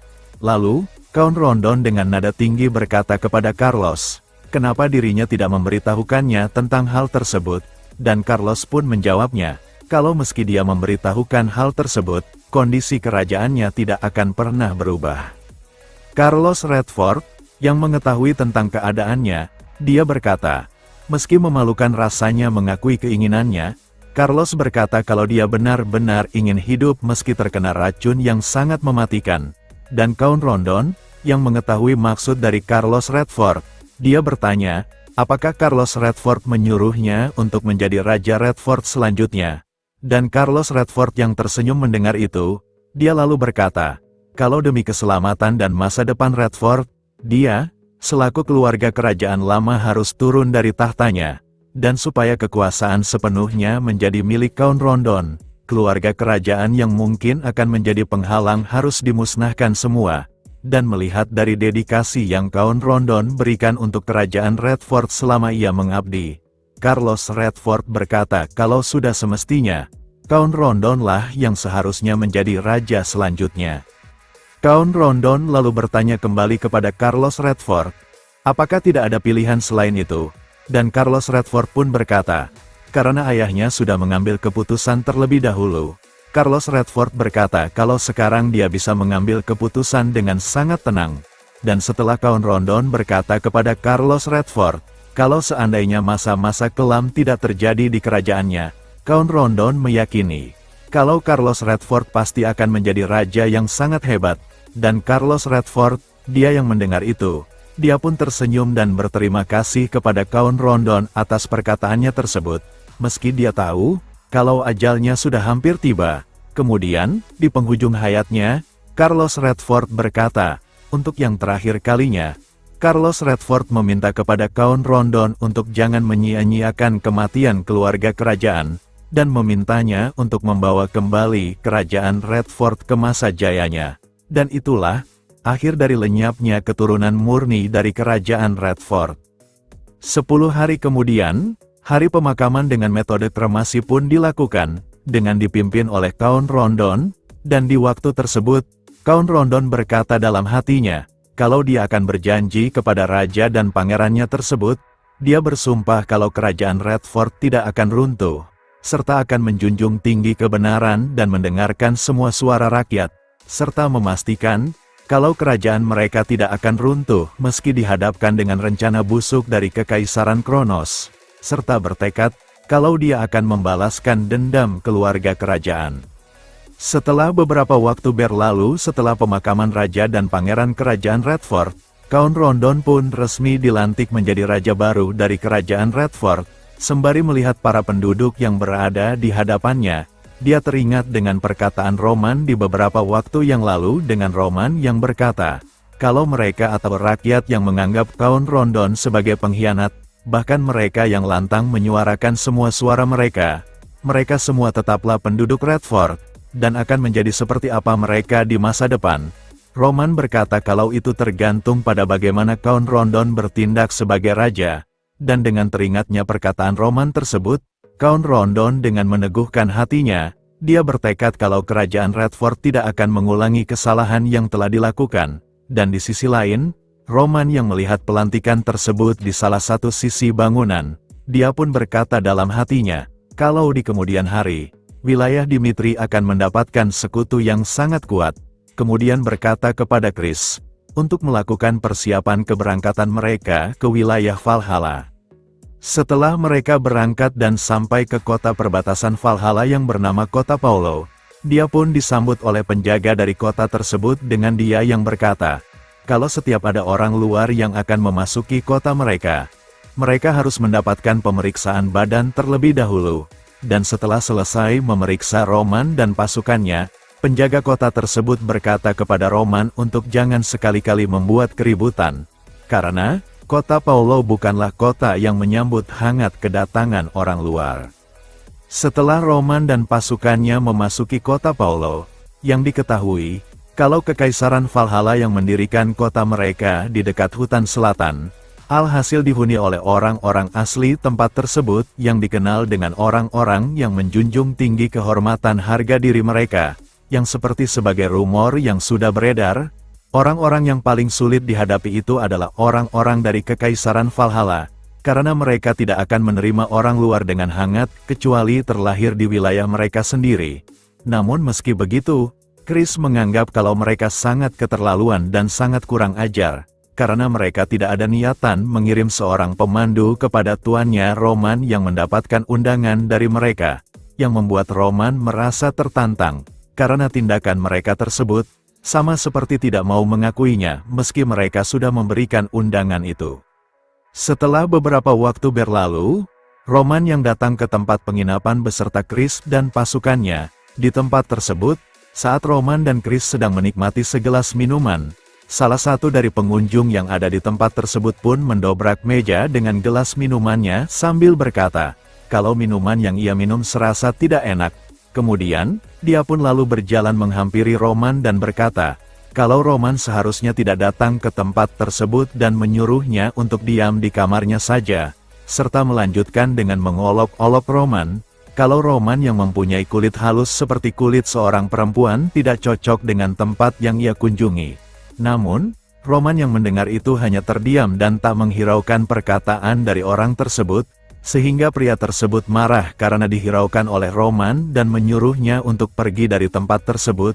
Kemudian, beberapa temannya yang melihat itu di salah satu meja yang ada di tempat tersebut, mereka berkata kepada temannya yang sedang mengganggu Roman untuk bersikap santai, karena, kalau temannya tersebut berperilaku terlalu kasar, mereka mengolok-olok kalau Roman bisa-bisa mengompol karena ketakutan, dan ketika pria yang mengganggu Roman dengan sombongnya akan menyeret Roman untuk kembali ke kamarnya, Roman dengan santai berkata kepada Chris, kalau mereka harus membuat orang-orang dari Valhalla menyadarkan diri mereka, sehingga, membuat pria tersebut marah mendengar perkataan Roman itu. Namun, sebelum membalas perkataan Roman, Pria tersebut pun dijatuhkan oleh Chris sambil Chris berkata, "Siap tuanku." Setelah mendapatkan serangan kejutan yang dilakukan oleh Chris, pria tersebut pun bangun kembali, dan ketika akan membalas perlakuan Chris tersebut, Chris dengan sigap menyerangnya terlebih dahulu dengan memukul ke arah perut pria tersebut, dan di sisi Roman, karena pertikaian tersebut ulah dari bawahannya, dia pun memberikan sekantong koin emas kepada pemilik kedai tersebut sebagai ganti rugi atas kerusuhan yang sedang terjadi, serta meminta kepada pemilik kedai agar dia bisa mengantarnya ke tempat yang paling ramai di kota Paulo, dan pemilik kedai yang mendapatkan banyak koin emas dari Roman Dimitri, dia pun berterima kasih dan berkata, kalau dengan senang hati dia akan mengantar Roman ke pusat kota tempat teramai di kota Paulo. Keesokan harinya, pemilik kedai yang menjadi pemandu Roman pun akhirnya sampai ke alun-alun kota Paulo. Kemudian dia berkata, kalau tempat tersebut adalah tempat teramai yang sering didatangi oleh orang-orang dari berbagai penjuru Paulo. Kemudian pemilik kedai tersebut berbisik kepada Roman untuk memperingatinya agar jangan membuat keributan seperti di tempat kedai penginapan. Karena, kalau hal tersebut terjadi, situasinya akan menjadi lebih kacau ketimbang yang terjadi di tempat kedai penginapan. Namun di sisi Roman, dia yang tak menghiraukan perkataan pemilik kedai tersebut, dia malah berasumsi, kalau meski tempat tersebut disebut kekaisaran, tempat tersebut masihlah belum memiliki kehormatan sebagai kekaisaran, sehingga hal tersebut membuat Roman menertawakannya, dan ketika Roman berpikir kalau kekaisaran Kronos tidak bisa mengendalikan keserakahan Valhalla, maka Valhalla belum bisa membuang sikap barbar mereka, dan karena hal itu, Roman pun mengambil keputusan, kalau dia juga harus bersikap sesuai tempat yang ia pijak. Kemudian, Roman pun berkata dengan lantang di tempat tersebut, kalau dia yang sebagai pewaris dari wilayah kedaulatan Dimitri, mempersilahkan para penduduk Valhalla untuk melawannya kalau ada yang berminat, dan karena hal tersebut, pemilik kedai penginapan pun dengan sembunyi-sembunyi, dia akhirnya pergi dari tempat tersebut, karena dia tidak mau terlibat dalam konflik yang mungkin juga akan menyeretnya. Di sisi para penduduk Valhalla, mereka yang mendengar perkataan Roman pun berpendapat, kalau Roman adalah orang yang sudah tidak waras, dan tak berselang lama, salah satu penduduk yang terpancing dengan perkataan Roman pun maju ke hadapannya sambil berkata, kalau Roman adalah orang yang sinting, yang berani-beraninya menyombongkan di wilayah Valhalla. Kemudian pria tersebut yang membawa kampak besar berkata kembali, kalau dia akan memberikan pelajaran kepada Roman Dimitri. Namun, ketika dia melancarkan serangannya, Roman dengan santainya menghindari serangan tersebut, kemudian dengan cepat bergerak ke arah pria tersebut dan langsung melancarkan serangan balik dengan cara menampar pria tersebut, yang menandakan sebuah penghinaan. Karena, tindakan Roman yang menampar pria tersebut, adalah sebuah penghinaan bagi seorang pejuang. Pria itu yang mendapatkan penghinaan tersebut, dia dengan marah pun mencoba membalas perbuatan Roman. Namun, yang didapatinya adalah tamparan kembali dari Roman. Kemudian, tanpa ampun, Roman terus-menerus menampar pria tersebut hingga tersungkur, dan karena sudah tidak bisa menahannya, pria tersebut pun akhirnya mengaku kekalahannya kepada Roman, sehingga membuat para penduduk yang melihat itu pun merasa marah, karena perbuatannya sangat mempermalukan para pejuang Valhalla, sehingga mereka mencoba membalas perlakuan Roman tersebut. Namun, salah satu dari mereka yang membalas, dia pun mendapati hal yang sama, dan ketika mendapat tamparan dari Roman, dia pun menyadari, kalau tamparan dari Roman bukanlah tamparan dari seseorang yang biasa-biasa saja, dan ketika ia mendapatkan tamparan yang bertubi-tubi yang dilancarkan oleh Roman, dia pun berasumsi, kalau dia menyerah seperti pria yang pertama menantang Roman, itu akan menjadi aib bagi dirinya, dan karena hal tersebut, dia pun mencoba berpura-pura pingsan untuk mengelabui Roman agar dia berhenti melakukan serangannya tersebut, namun Roman yang menyadari hal tersebut, tanpa ragu, Roman pun menginjak alat reproduksi untuk kelangsungan keturunannya, sehingga pria tersebut pun menjerit kesakitan. Namun di sisi Roman, dia yang puas setelah melakukan tindakan tersebut, dia berkata kepada pria tersebut untuk bangun, karena Roman tahu, kalau dia berbohong dengan cara berpura-pura tak sadarkan diri. Di sisi lain, Karena keributan tersebut pun akhirnya sampai juga ke pihak Baron Paulo, dan salah satu bawahannya, dia pun menyampaikan perihal tersebut kepada Baron Paulo. Kalau Roman yang berada di alun-alun kota Paulo, sedang membuat keributan dengan cara menantang orang-orang yang berada di alun-alun kota untuk bertarung melawannya, dan Baron Paulo yang sudah menduga hal tersebut, itulah alasannya karena dia tidak mengirimkan orang untuk memandunya. Namun karena hal tersebut, bawahannya berkata kalau petarung yang melawan Roman, semuanya berakhir dengan kondisi babak belur dan menyerah. Dan karena para petarung kebanggaan Valhalla menyerah seperti pengecut, dengan sombongnya, Baron Paulo pun berkata, kalau dia akan turun tangan dan menunjukkan kepada Roman, apa yang akan terjadi kalau berani-berani menantang Valhalla. Setelah beberapa waktu berlalu, terlihat Roman berhasil menumbangkan beberapa penduduk Valhalla yang menantangnya. Dan Baron Paulo yang datang dan melihat keadaan tersebut, dia pun berteriak kepada Roman, apa yang sudah ia lakukan terhadap penduduknya. Dan karena Roman adalah orang yang sekedar tamu yang diundang ke Valhalla, dan berlanjut malah membuat keributan di wilayahnya, Baron Paulo pun berkata kepada Roman, kalau mereka akan menangkap Roman serta akan memberikan hukuman yang berat, kalau Roman tidak bisa memberikan alasan terkait perbuatannya tersebut. Di sisi Roman, dia yang mendengar itu pun mempertanyakan perkataan Baron Paulo tersebut, karena sesuai dengan kondisi dari wilayah Valhalla tersebut, kalau Valhalla adalah negara yang berbicara dengan kekuatan, Roman pun berkata kalau dia membuktikannya dengan kekuatan juga.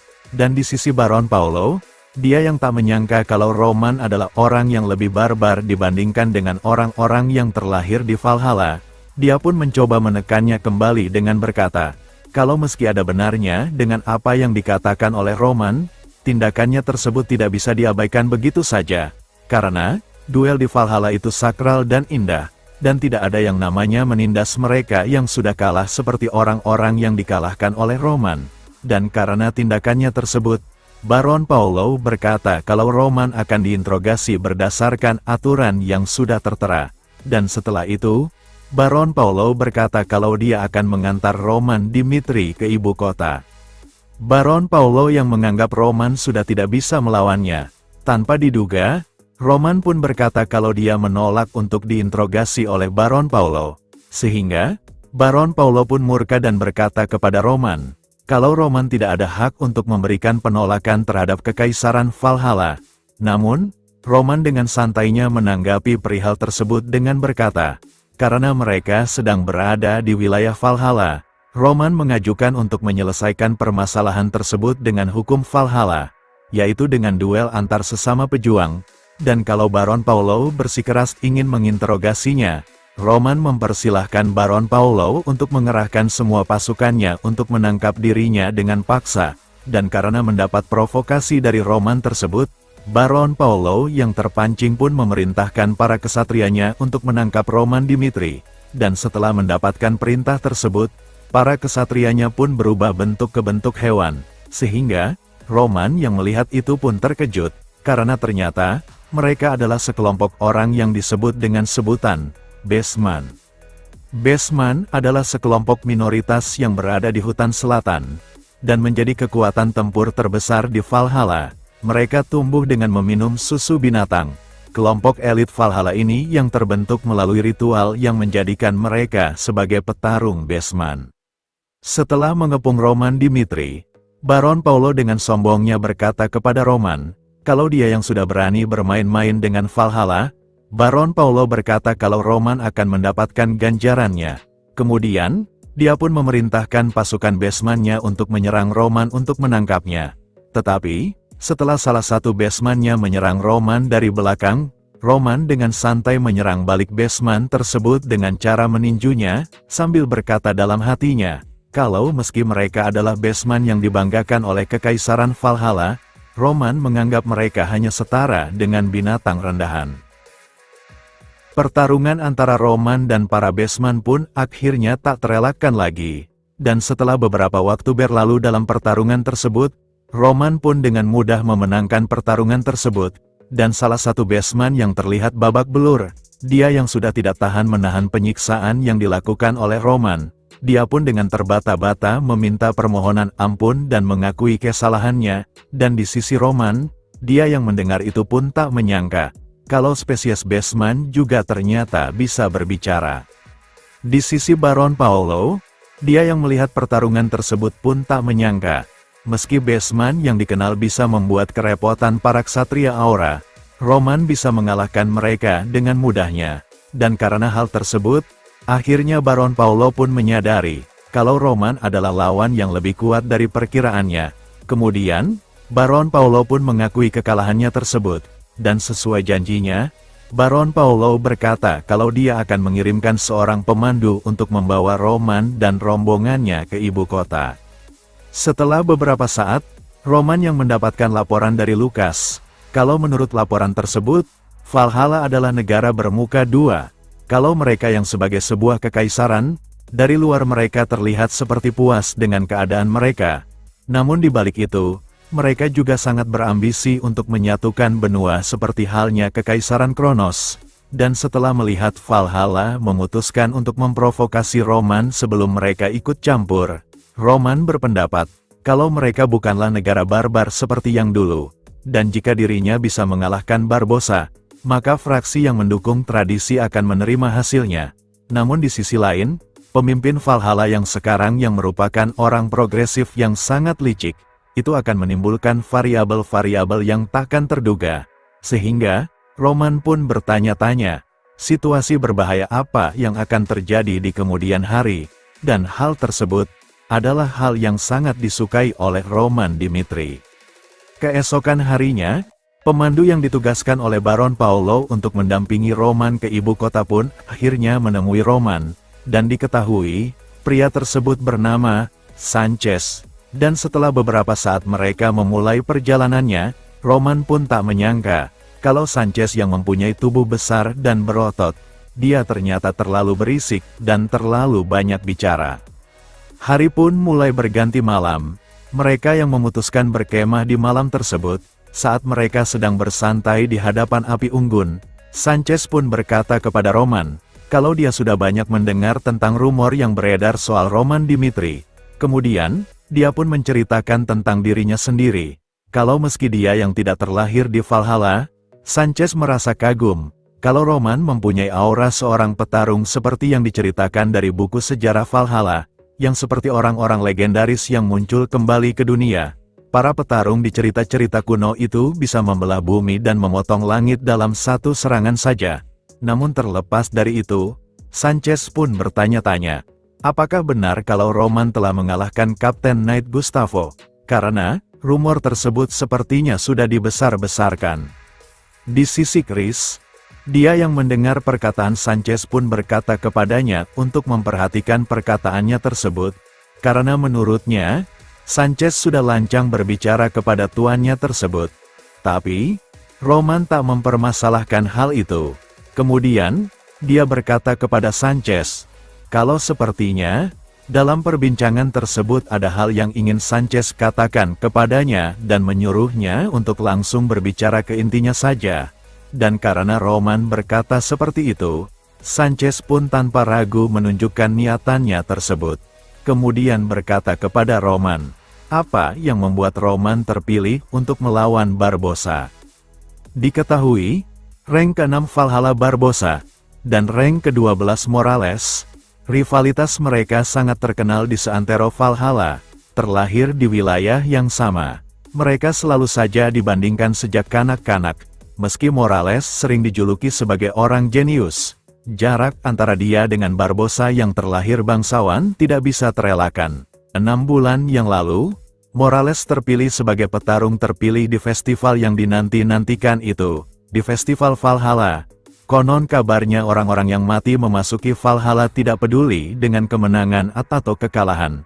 Morales menerima hal ini dengan sukacita. Dan lawannya adalah Barbossa.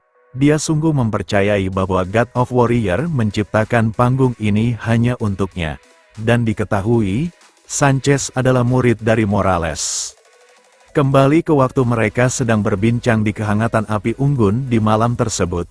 Setelah Sanchez diizinkan oleh Roman untuk berbicara apa yang sudah ia pendam, Sanchez pun lalu berkata, Kalau kesempatan yang Roman curi adalah mimpi dari setiap warrior Valhalla, meski rumor tentang Roman yang menyebarkan kehebatannya tersebut, Sanchez dengan tegas berkata kalau dia sama sekali tidak mempercayai rumornya itu dan menyangkalnya, kalau rumor tentang Roman terlalu dilebih-lebihkan, karena, bahkan swordman terbaik di benua, di usia pertengahan 20 mereka, Sanchez berkata kalau itu akan mustahil mencapai ketinggian yang Roman capai sekarang. Kemudian Sanchez yang tak terima kalau gurunya telah tersingkir dalam festival tersebut karena ulah Roman Dimitri. Dia pun bertanya kepada Roman, apakah Roman sungguh mengira kalau dia pantas mengambil tempat yang seharusnya milik gurunya itu. Di sisi Roman, dia Malik bertanya, apa yang menjadi dasar penilaian Sanchez itu? Dan Sanchez pun berkata, apakah dirinya harus membutuhkan dasar tentang hal tersebut? Karena sudah jelas, kalau Roman tidak didukung oleh bukti apapun, dan karena ucapan Sanchez tersebut, Roman pun berkata kepada Sanchez, kalau memang dia membutuhkan bukti, dengan senang hati Roman berkata kalau dia akan menunjukkannya kepada Sanchez, dan menyuruhnya untuk memberitahukan ke semua orang, jika mereka menemukannya sebelum pre-festival. Dengan senang hati, Roman berkata kalau dia akan mempertaruhkan posisinya dan menghadapi mereka. Dan jika Sanchez juga ingin membuktikan hal tersebut, Roman mempersilahkannya untuk menantang dirinya. Sanchez yang terbawa emosi pun lalu mengambil senjatanya dan mencoba untuk melawan Roman.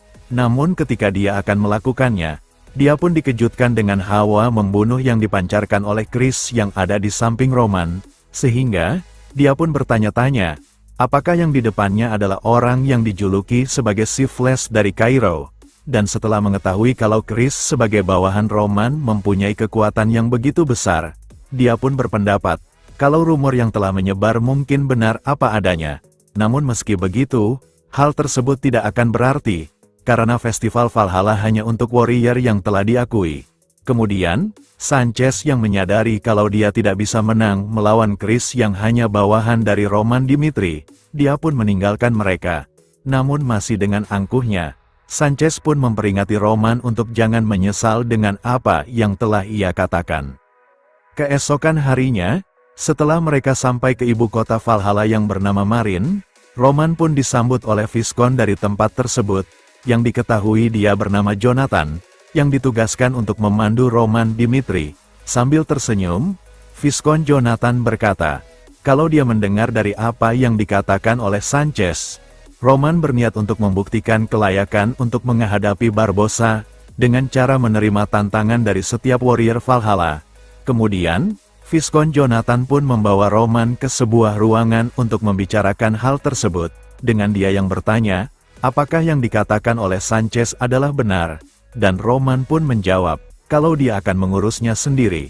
Kemudian setelah dikonfirmasi kebenarannya, Viscount Jonathan mencoba menerangkan tentang perihal tempat mereka, dengan dia yang berkata, Valhalla memiliki tradisi untuk acara pre-festival. Tradisi ini selalu menarik darah untuk memastikan perayaan yang berhasil. Di panggung besar, 30 warrior akan bertarung secara serentak, dan tidak ada kata menyerah. Antara kau jadi yang terakhir berdiri atau mati. Warrior yang selamat akan menerima berkat Valhalla langsung dari Yang Mulia Kaisar. Untuk menghormati acara pre-festival, bagaimana jika salah satu swordman-mu turut berpartisipasi? Tuan Roman, ngomong-ngomong, warrior yang bertarung dalam pertarungan 30 orang, tidak boleh terdaftar pada ranking benua. Ku dengar ada orang yang disebut Kairo Flash yang bisa saja cocok untuk mengikuti acara tersebut. Jika Tuan Roman berkenan, Anda bisa mengajukan swordman Anda itu. Roman pun yang mendengar itu meresponnya dengan tenang, dengan dia yang berkata, kalau dia akan melakukan sesuai dengan apa yang diinginkan oleh Viscount Jonathan, sehingga membuat Viscount Jonathan merasa senang, dan setelah tujuannya terrealisasi, Viscount Jonathan pun meminta untuk pamit kepada Roman Dimitri agar dia bisa beristirahat sampai tibanya acara pre-festival. Namun sebelum meninggalkan tempat tersebut, Viscount Jonathan berkata, karena Roman sudah berkata seperti itu kepada Sanchez, mungkin Roman tidak akan mudah untuk beristirahat dengan tenang, dan berharap, di 2 hari kemudian, Viscount Jonathan berharap mereka bisa bertemu kembali dengan suasana yang cerah. Namun di balik ucapannya tersebut, terdapat tujuan tertentu terhadap Roman Dimitri, dan tanpa sepengetahuan Viscount Jonathan, ternyata Roman pun menyadari tentang hal itu. Next, kita lanjut di part selanjutnya. Terima kasih.